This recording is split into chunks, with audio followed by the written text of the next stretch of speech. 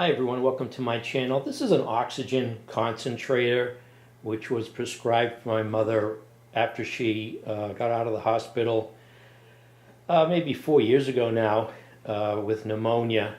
And up to that point we never required oxygen at home, but we've been using this oxygen concentrator since. And this particular unit has the oxygen concentrator on the bottom, and it's on wheels, so it's mobile. I don't actually keep it in this room. I have 50 feet of hose that allows me to put it on a back porch, and because it is kind of loud. But the oxygen concentrator is on the bottom, and then there's a compressor on the top that you can use to fill these individual bottles, these smaller ones that I have right here. So I have 3 canisters, and the 2 in the front, the green ones, those are used for, like when we go to the doctor's office or when we leave the house. And the larger canister, that's for emergency backup. That really doesn't get used. You just set that aside.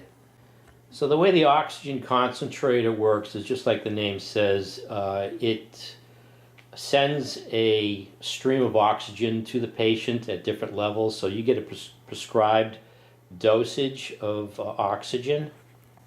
So let me plug this in for a second. So let me turn this on. It makes a loud beeping sound when you first turn it on.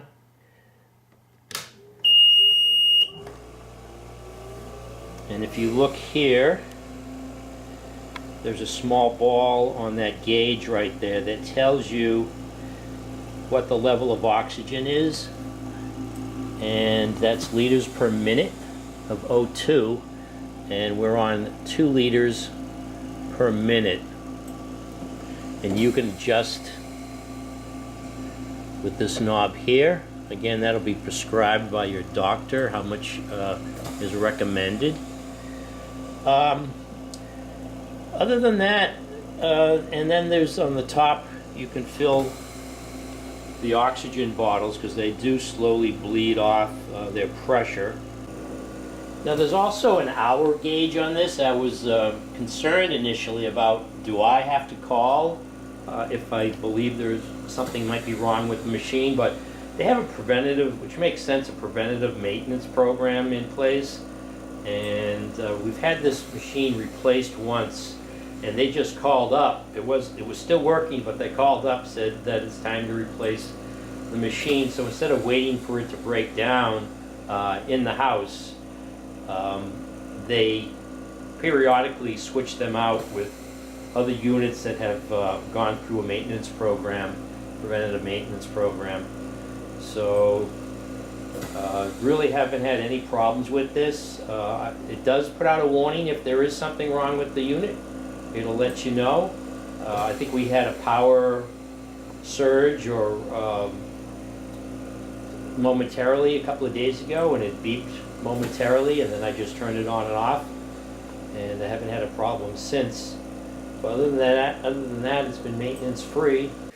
But they do have these foam filters on the side that can accumulate dust, so you take those out. I just vacuum it, but you could put these under the faucet and rinse them out and then let them dry.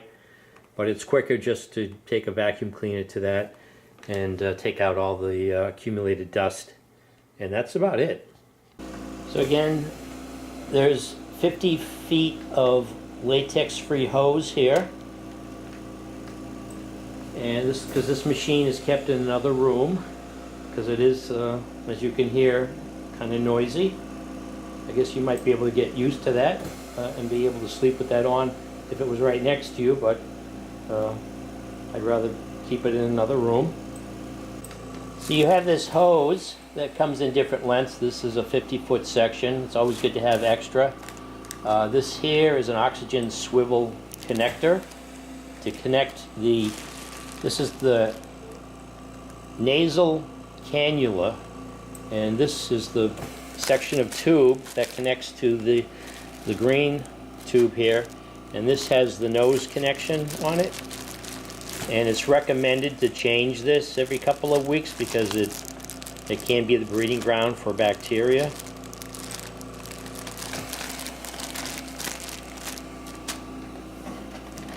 So let me show you the one that I have here. You can see I just changed this the other day, and that's the section that goes into the nasal cavity or the nose.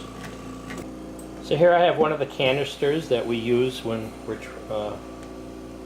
transporting my mother maybe to her doctor's appointment, and they do bleed off their oxygen. So you can see here the gauge on there is not in the green, so it's really easy to charge these up. These are two separate units, so we turn on the top unit, as you can see there. So you just take this canister, and there's this fill valve here. It just fits right in. Press it down, it locks in place, and then we turn on the top unit here, compressor, and you can see here the light yellow, it says below normal. So it's filling.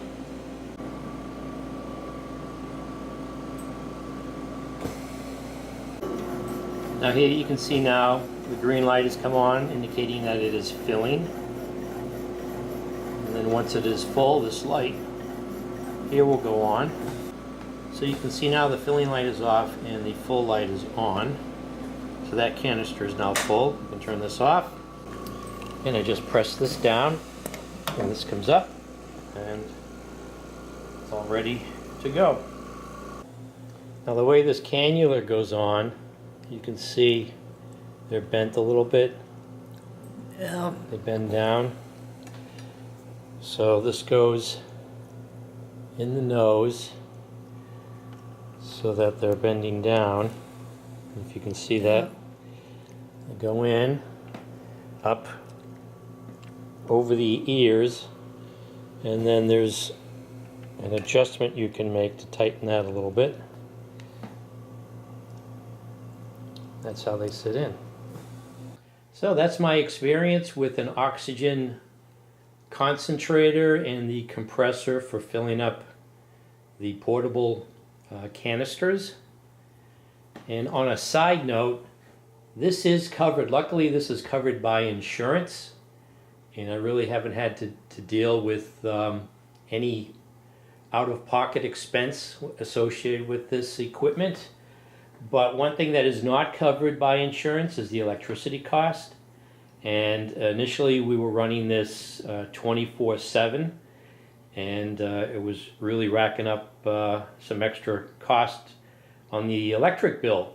So although difficult at first, what I've done on a side note is I've gotten out of the habit of using the electric dryer. Don't use it. Maybe use it once a year if I haven't thought ahead of time and I need something dried real quick. I set up some clotheslines on the back porch, and then I also have this solar dryer, I guess you would call it. I think this is something that they use a lot in Europe. I mean, it used to be, even when I was a kid, a lot of people would hang their clothes out to dry. That's something you don't really see nowadays. People are pressed for time, so they have the habit of quickly throwing it in the dryer. But it's so dry here in New England, especially in the wintertime. Clothes dry real quick, and you just have, once you get out of the habit of relying on the dryer, I'm almost do not want to use it. I mean, I have to force myself to use it if I think about it. I'm trying to, like, I set a record in my mind that I'm trying to break the amount of time that I go without using the dryer. So yeah, this is pretty convenient. I just set this up too. It gives me a little bit more surface area to dry things on, and although I don't have to, it folds up real quickly, You could tuck this away somewhere.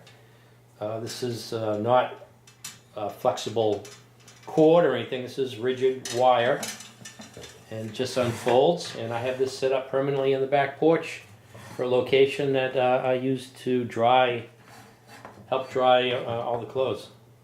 So that's one thing you have to keep in mind, the electricity cost with having a piece of equipment like this. That's something that you're going to have to pay for out of pocket. So I hope you found this video helpful, informative. Please subscribe, like, and/or comment. And thanks for watching.